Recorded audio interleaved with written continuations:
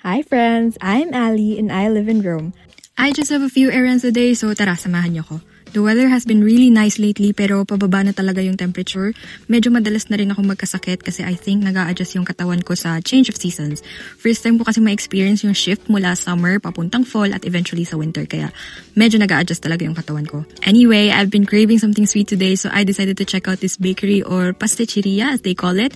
The owner is Filipina and she's amazing. Her pastries are honestly addicting and she's super nice as well.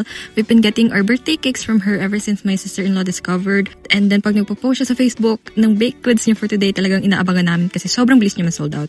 I got a milky cheese roll and her version of floss plus some treats for my sister-in-laws. After that, I went to Acqua e Sapone, which is like one of the many versions of Watson's here in Italy. There are a lot of stores similar to Watson's, but for me, ito talagang nagbibigay ng vibe na pag pumasok ka with only one goal in mind na bibili ka lang ng lotion pero paglabas mo iba na yung bitbit mo or hindi mo pa nga nabili yung lotion. Acqua Sapone is that girl. They have skincare, hygiene products, laundry products, basically almost everything na similar talaga sa Watson's. I'm looking at the Essence Lash Princess. Medyo sikat siya sa social media so I'm thinking of trying it. Tas nakita ko rin tong trending Arab na perfume. Ngayon ko lang napansin na mayroon na pala silang mga Korean skincare products. They have Toriden and Beauty of Joseon already. Obviously, nakalimutan kong bumili ng sabon. So, that's it for today. Thank you so much for watching and see you in my next one. Ciao!